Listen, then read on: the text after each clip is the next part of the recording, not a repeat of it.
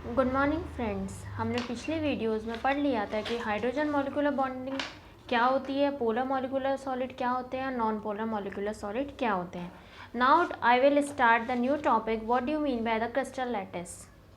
Crystal lattice को हम space lattice भी बोलते हैं। It is a 3 dimensional arrangement of a constituent particle in a crystal. 3 dimensional arrangement होना कॉन्स्टिट्यूएंट पार्टिकल का क्रिस्टल के अंदर is known as crystal lattice. उसे हम क्या बोलते हैं? Crystal lattice. Each lattice point of a crystal represent the position of a particle. Each lattice point क्या होते हैं? क्रिस्टल के रिप्रेजेंट करते हैं हमारे position of a particle. Let's show in the book. This is a point, this is the crystal point, और ये हमारा क्या है? 3 डायमेंशनल अरेंजमेंट है, और ये हमारे क्रिस्टल पॉइंट है। ये क्या रिप्रेजेंट करते हैं? हमारे पोजीशन ऑफ पार्टिकल। किस पोजीशन में हमारे पार्टिकल ये हमारे रिप्रेजेंट करते हैं। बहुत सारे क्रिस्टल लैटिस को मिला के हम 3 डायमेंशनल अरेंजमेंट हमारा शो होता है। जो हमारा स्मॉलेस्ट पार्ट होता है क्रिस्टल लैटिस का, दिस इज कॉल्ड, ये हमारा होता है यूनिट सेल। Got it? जो हमारा स्मॉलेस्ट पार्ट होता है क्रिस्टल लैटिस का, वो हमारा क्या कहला जाता है? Unit cell. ठीक है। और क्रिस्टल हमेशा फिक्स्ड होता है।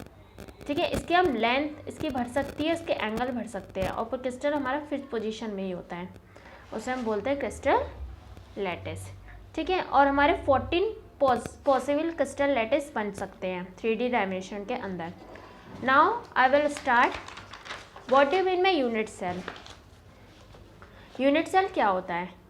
It is the smallest part of a crystal. Smallest part होता है क्रिस्टल का। When repeating again and again in all direction, सारे डायरेक्शन में रिपीट होता है अगेन एंड अगेन, उसे हम बोलते हैं यूनिट सेल। और क्रिस्टल बना देता है। जस्ट लाइक स्मॉलेस्ट पार्ट होता है क्रिस्टल का, वो हर डायरेक्शन में तुम्हें एक क्रिस्टल स्मॉलेस्ट पार्ट दिखेगा, हर डायरेक्शन में एक रिपीट होगा, तो ये हमारा क्रिस्टल फॉर्म कर देता है।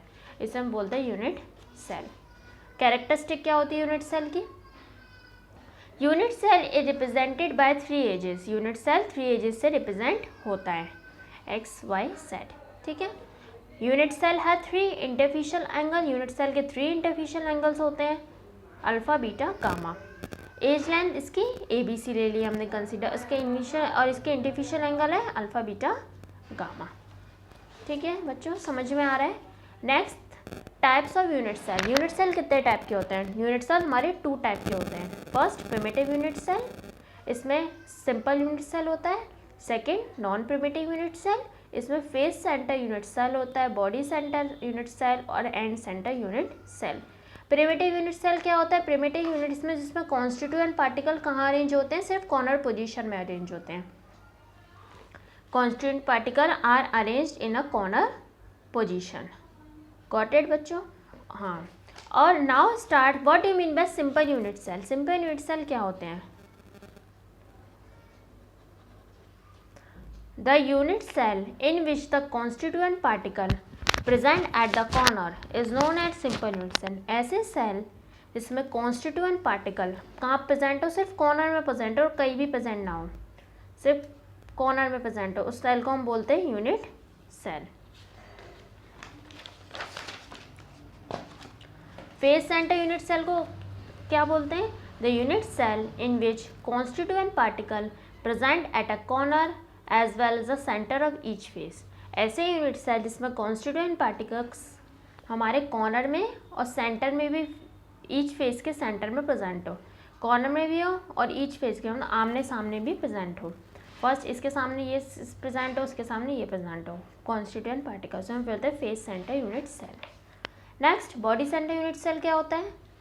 The unit cell in which constituent particle present at corner. ऐसे यूनिट सेल जिसमें कॉन्स्टिट्यूएंट पार्टिकल कॉर्नर में प्रेजेंट होते हैं as well as centre of unit cell. एक कॉर्नर में होते हैं और सेंटर में होते हैं पार्टिकल प्रेजेंट, इसमें हम बोलते हैं body centre unit cell. Now at centre unit cell, the unit cell in which constituent particle present at corner as well as center of a opposite face। 2 opposite face के centre में भी present होगा, जैसे corner में भी होंगे और एक अपोजिट इधर भी होगा और एक इधर भी प्रेजेंट होगा। बच्चों ये इंपॉर्टेंट टॉपिक है। टोटल कॉर्नर्स 8 होते हैं, इसको याद कर लेना।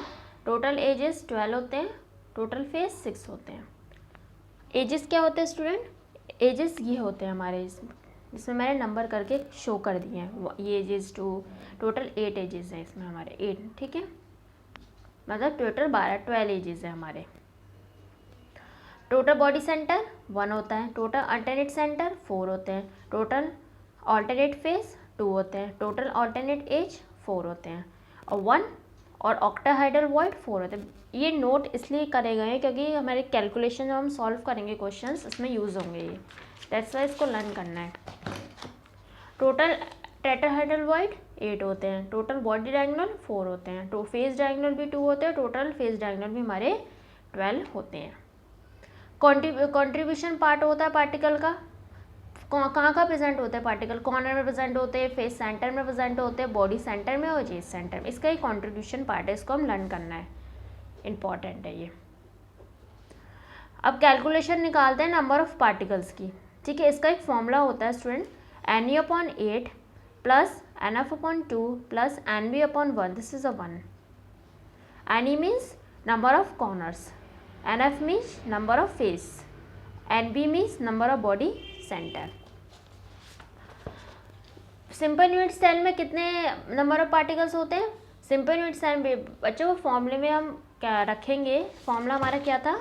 NE/8। कॉर्नर, कितने कॉर्नर है, मतलब सिंपल यूनिट सेल की बात हो रही है, तो यहाँ पे देखो सिंपल यूनिट सेल की बात हो रही है, तो इसमें कॉर्नर कितने हैं? 8, ठीक है, 8 कॉर्नर है, तो हमने यहाँ पे यूज़ कर दिए हैं 8/8 प्लस 0.2 प्लस 0.1, टोटल z बराबर 1। FCC का भी ऐसे सॉल्व कर लेंगे, वो z बराबर 4 हो जाएगा, BCC भी z बराबर 2 हो जाएगा। अब relation between the radius and edge length, relation निकालना है रेडियस और एज लेंथ में। पहले सिंपल यूनिट का निकालते हैं, ये हमने डायग्राम शो कर दिया है। ए भी हमारा एज लेंथ पूरी ए भी है, उसकी हमने एज लेंथ मान ली है ए, ठीक है। 2 सेल्स हमने निकाल लिए हैं फॉर कैलकुलेशन के लिए, इसका रेडियस भी आर है स्टूडेंट, इसका रेडियस भी आर है, ठीक है। ए बी बराबर 2r is equals to A.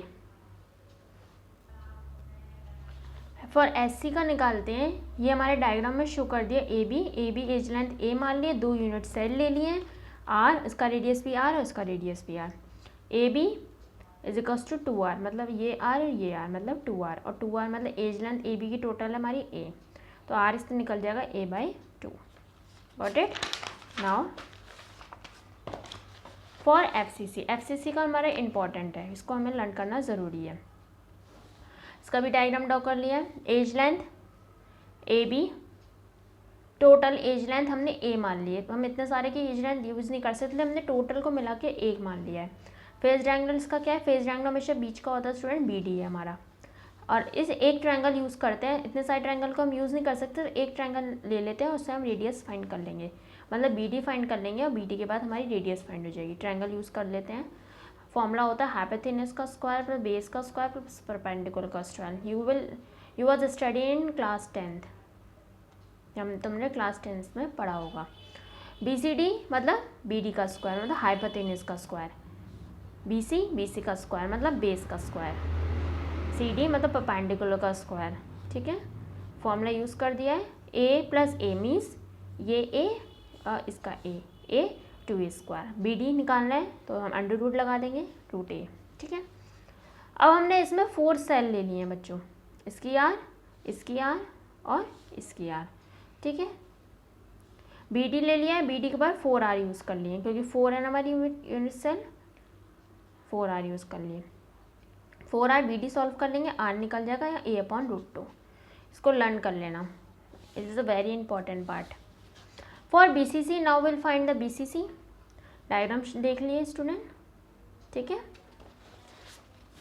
As length ए भी मान ली, फेस डायगोनल भी इसका BD मान लिया, क्योंकि हमें ऑलरेडी फेस डायगोनल निकाल चुके हैं √2a, इसलिए हमने √2a यूज़ कर लिया फेस डायगोनल। बॉडी डायगोनल की इसमें ज़रूरत पड़ेगी क्योंकि हम BCC की बात कर रहे हैं, तो DE हमारा बॉडी डायगोनल है, इट्स लाइक DE हमारा ये होता है बॉडी डायगोनल, ये हमारा face diagonal, this is a body diagonal. B formula use कर लेंगे, BDE ट्रायंगल एक यूज़ करना है हमें, B D E, this is triangle हमने यूज़ कर लिया। इसमें वही वाला फॉर्मूला लगा देंगे, दिस वन लगा देंगे और ये 3a² हमारा निकल जाएगा। कैसे निकलेगा, बी डी का स्क्वायर प्लस बी ई का स्क्वायर, बी डी मतलब बी डी हमारी क्या है स्टूडेंट, रूट ए।